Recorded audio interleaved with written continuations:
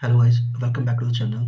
तो इस वीडियो में हम लोग सीखने वाले हैं कि कैसे आप एमएस एक्सेस के अंदर पाइवट टेबल्स लगा सकते हैं। बेसिकली आप बड़े डेटा को कैसे समराइज कर सकते हैं, जैसे आप एक्सेल में करते हैं।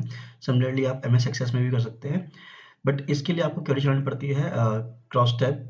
तो चलिए स्टार्ट करते हैं। तो इसके लिए हमें पास क्रिएट में आना है क्वेरी विजार्ड और क्रॉस टैब क्वेरी विजार्ड और ओके। मैं आपको यहाँ से बता रहा हूँ क्योंकि this is the simplest way to run this query. Okay करेंगे तो ये हमें बोल रहा है कि क्या आपका क्वेरी कुछ इस तरह से दिखाई देगा कि यहाँ पे आपका रो होगा, इधर कॉलम होगा, इधर टोटल होगा। ठीक है, अब मैं इधर नेक्स्ट करता हूँ। तो ये मेरे से पूछ रहा है which field value do you want as row heading. तो मुझे चाहिए टीएल वाइज। तो मैंने टीएल को ले लिया रो में। मैं नेक्स्ट करता हूँ। अब ये मुझसे पूछ रहा है कि आपको कॉलम में क्या चाहिए। तो मुझे चाहिए डेजिग्नेशन वाइज। तो बेसिकली मैं क्या निकाल रहा हूँ, मैं निकाल रहा हूँ कि यहाँ पे मेरे पास किस टीएल के पास किस डेजिग्नेशन कितने एम्प्लॉई हैं। तो फिर यहाँ पे मैं लेता हूँ सीरियल नंबर काउंट ले लेता हूँ।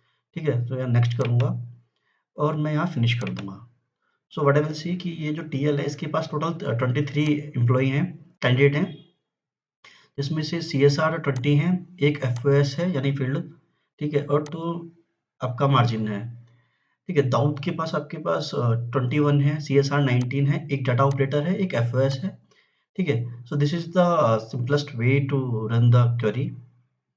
एंड ऐसे ही और वीडियोस को देखने के लिए चैनल को प्लीज़ सब्सक्राइब करें। Thank you.